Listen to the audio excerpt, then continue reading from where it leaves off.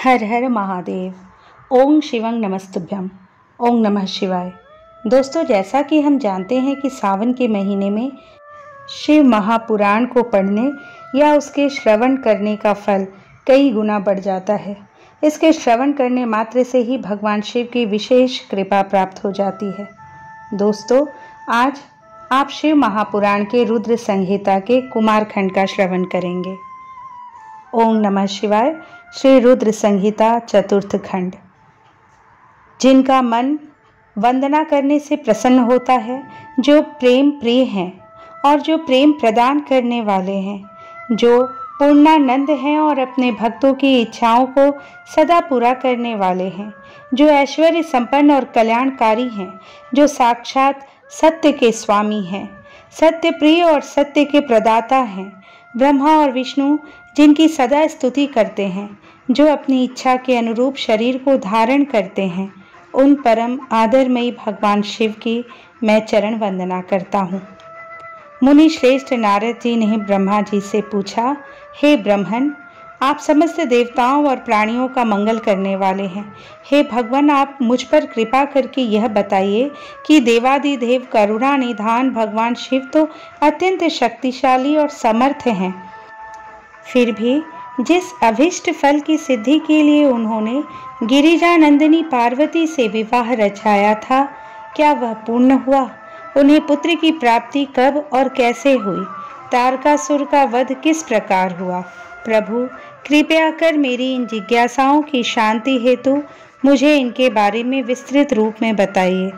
सूत जी कहते हैं कि जब नारद जी ने यह पूछा तब ब्रह्मा जी ने प्रसन्नतापूर्वक भगवान शिव का स्मरण करते हुए कहा, नारद, जब भगवान शिव देवी पार्वती के साथ कैलाश पर्वत पर पधारे तब वहां सबने मंगल उत्सव किया।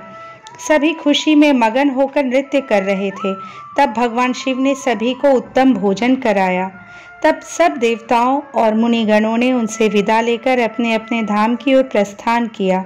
सब देवताओं के कैलाश पर्वत से चले जाने के पश्चात भगवान शिव अपनी प्रिया पार्वती को साथ लेकर अत्यंत मनोहर दिव्य और निर्जन स्थान पर चले गए। वहीं सहस्त्रों वर्षों तक पार्वती जी के साथ विहार करते रहे। इस प्रकार भगवान शिव ने इतने अधिक समय को क्षण भर के समान व्यतीत कर दिया।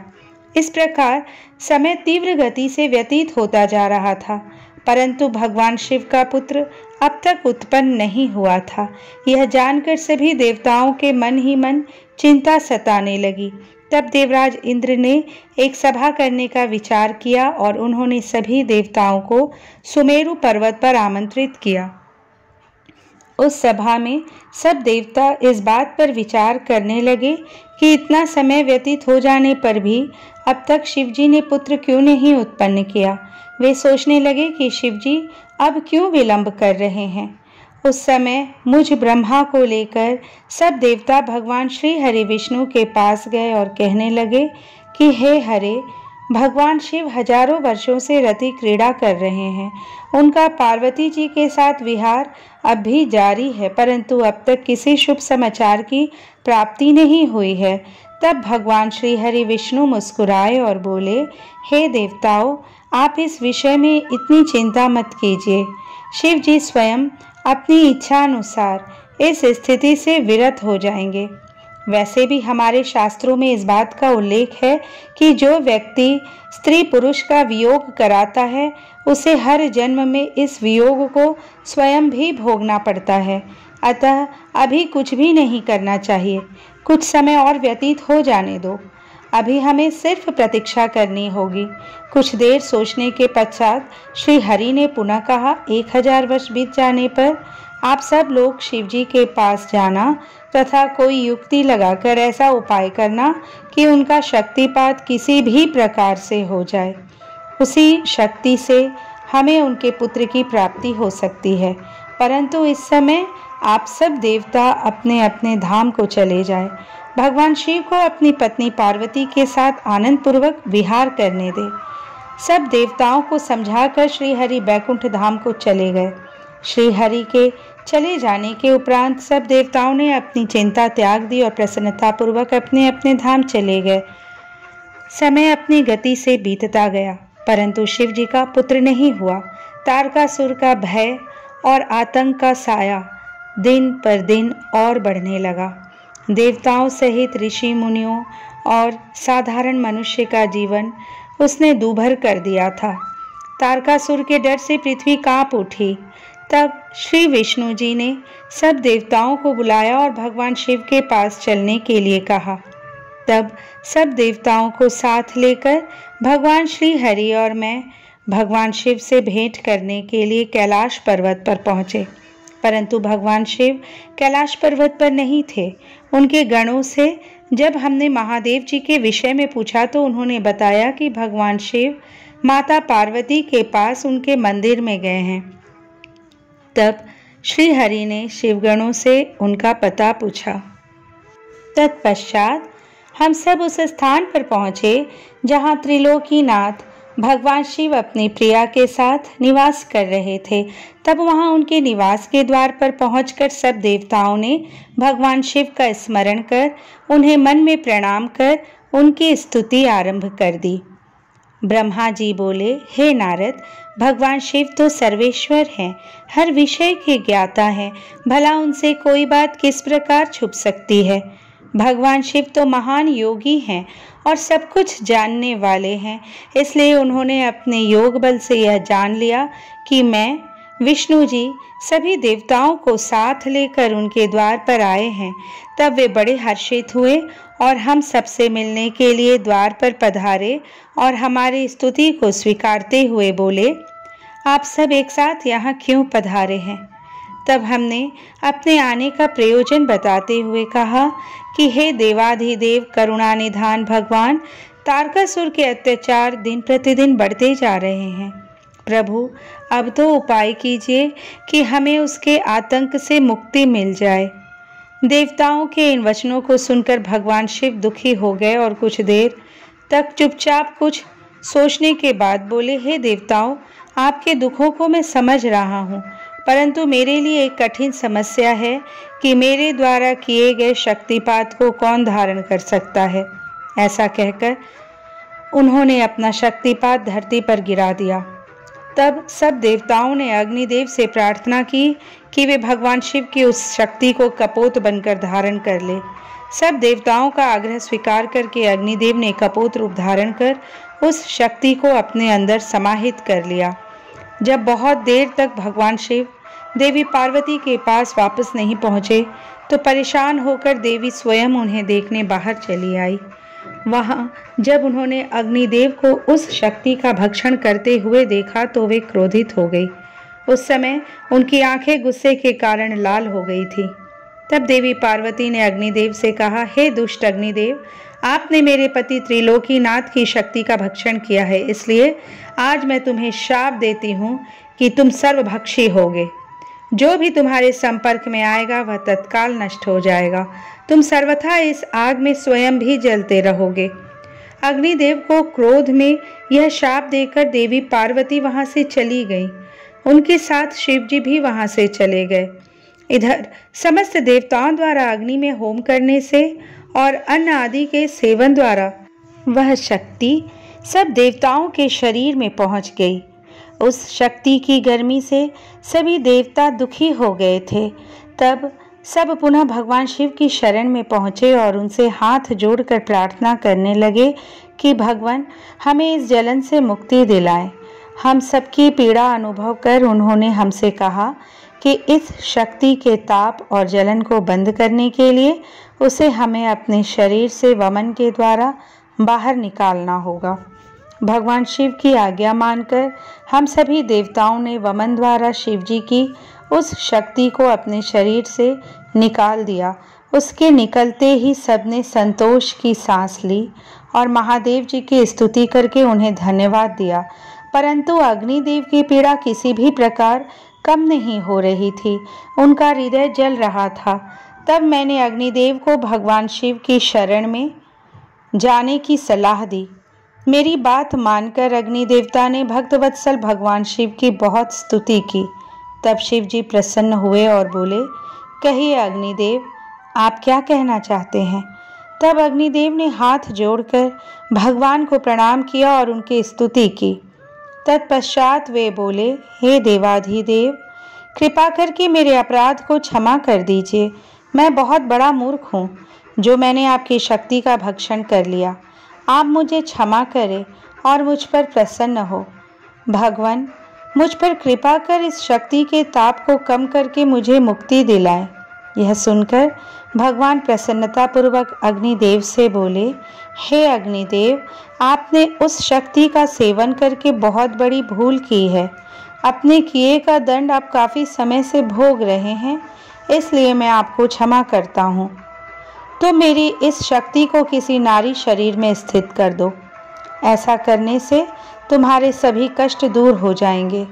यह सुनकर अग्नि ने दोबारा प्रश्न किया कि भगवान, आपका तेज धारण करने की क्षमता तो किसी में भी नहीं है।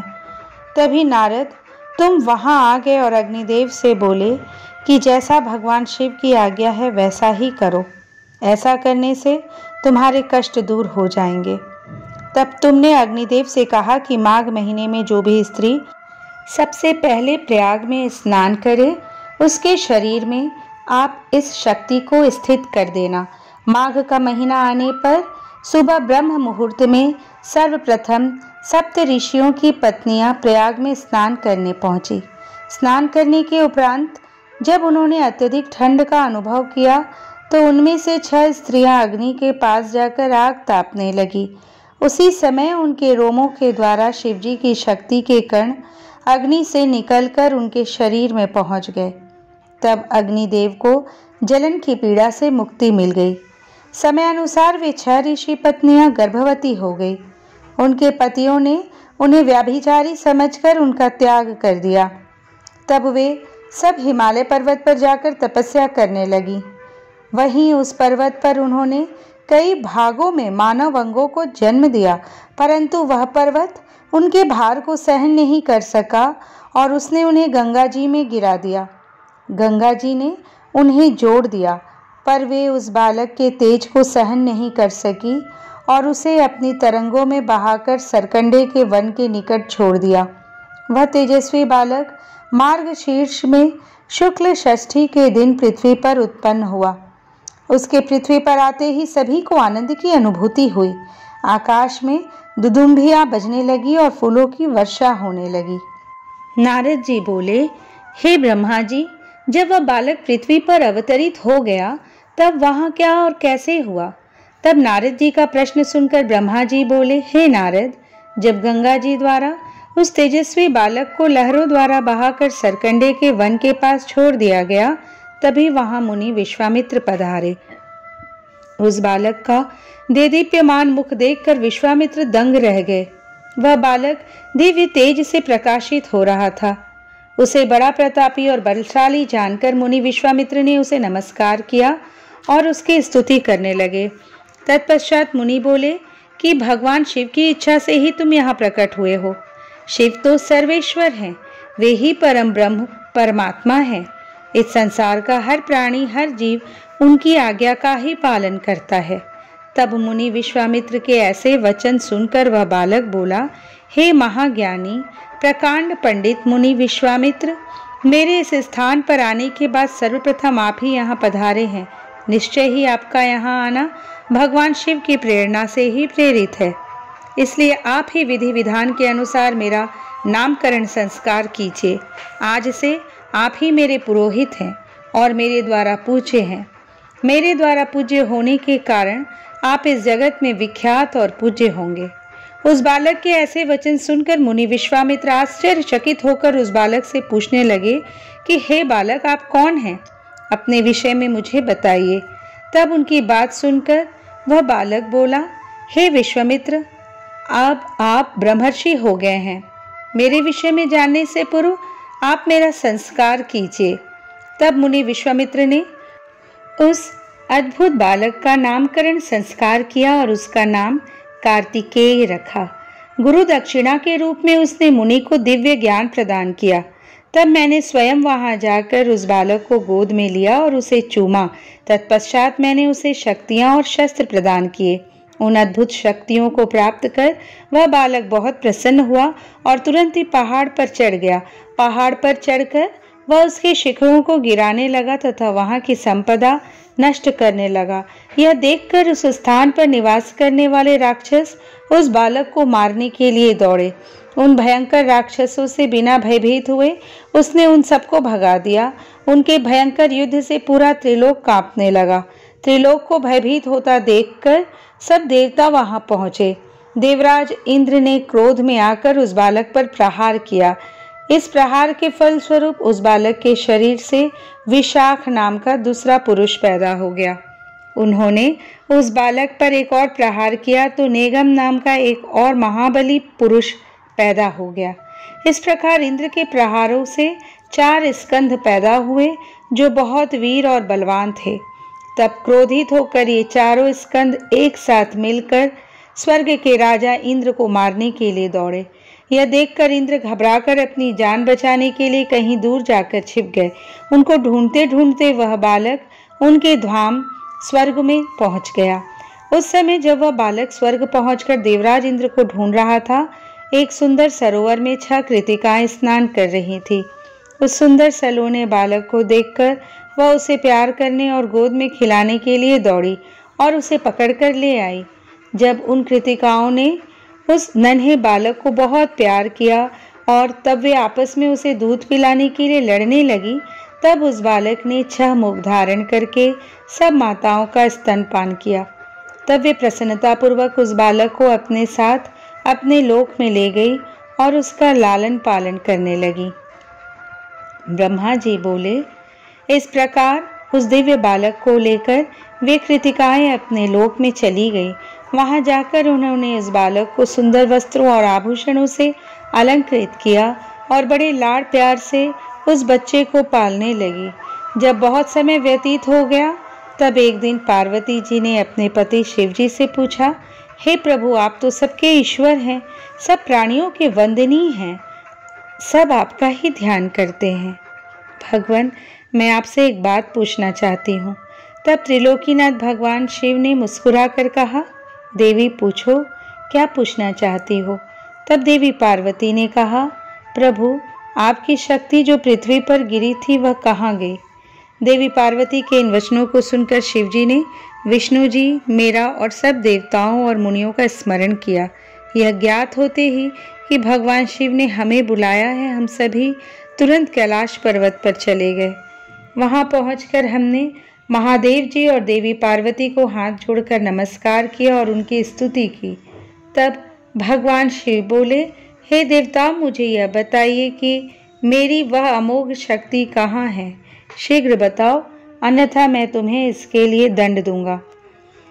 भगवान शिव के ये वचन सुनकर सभी देवता भय से कांपने लगे। तब उन्होंने जैसे तैसे वह शक्ति जहाँ जहाँ गई थी वह सभी बातें शिव पार्वती को विस्तार सहित बताई। तब उन्होंने यह भी बताया कि उस बालक को 6 कृतिकाएं अपने साथ अपने लोक को ले गई हैं और उसको पाल रही हैं। यह सुनकर शिव जी व देवी पार्वती को बहुत प्रसन्नता हुई। वे दोनों अपने उस पुत्र को देखने के लिए बहुत उत्सुक थे। तब शिव जी ने अपने गणों को उस बालक को कृतिकाओं के पास से वापस ले आने की आज्ञा दी। भगवान शिव की आज्ञा पाकर उनके वीर बलशाली गण, क्षेत्रपाल और भूत प्रेत गण लाखों की संख्या में शिव जी के पुत्र की खोज में निकल पड़े। तब उन सब ने वहां पहुंचकर कृतिकाओं के घर को घेर लिया। यह देखकर कृतिकाएं भय से व्याकुल हो गई। तब कृतिकाओं ने अपने पुत्र कार्तिकेय से कहा कि हमें चारों ओर से असंख्य सेनाओं ने घेर लिया है, अब हमें बचने का मार्ग खोजना चाहिए। यह सुनकर स्वामी कार्तिकेय मुस्कुराए और बोले, हे माताओं, आपको डरने की कोई आवश्यकता नहीं है। आपका यह पुत्र आपके साथ है। मेरे रहते कोई भी शत्रु इस घर में प्रवेश नहीं कर सकता। माता, मेरे बाल रूप को देखकर आप मुझे अयोग्य ना समझे। मैं इन सभी को हराने में सक्षम हूँ। इससे पूर्व कि कार्तिकेय उन गणों की सेनाओं को नुकसान पहुँचाते, नंदीश्वर उनके सामने आकर खड़े हो गए और बोले, हे माताओं, हे भ्राता, मुझे संसार के संहार करता भगवान शिव ने यहाँ भेजा है। मेरा यहाँ आने का उद्देश्य किसी को नुकसान पहुँचाना नहीं है। मैं तो सिर्फ आपको अपने साथ ले जाने आया हूँ। इस समय ब्रह्मा, विष्णु और शिव त्रिदेव आपकी कैलाश पर्वत पर प्रतीक्षा कर रहे हैं तथा आपके लिए चिंतित हैं। आप शीघ्र ही हमारे साथ पृथ्वी पर चले। आप अभी तक अपने जन्म के उद्देश्य से सर्वथा अनजान हैं। आपका जन्म दैत्यराज तारकासुर का वध करने के लिए ही हुआ है। अतः आप हमारे साथ चले। वहाँ पृथ्वी लोक पर सब देवताओं सहित स्वयं भगवान शिव आपका अभिषेक करेंगे तथा सब देवता अपनी अपनी दिव्य शक्तियाँ और अस्त्र शस्त्र आपको प्रदान करेंगे। यह सुनकर कार्तिकेय बोले, यदि आपको भगवान शिव ने यहाँ भेजा है तो मैं अवश्य ही उनके दर्शन के लिए आपके साथ चलूँगा। हे तात, ज्ञान योगीन या प्रकृति की कला है।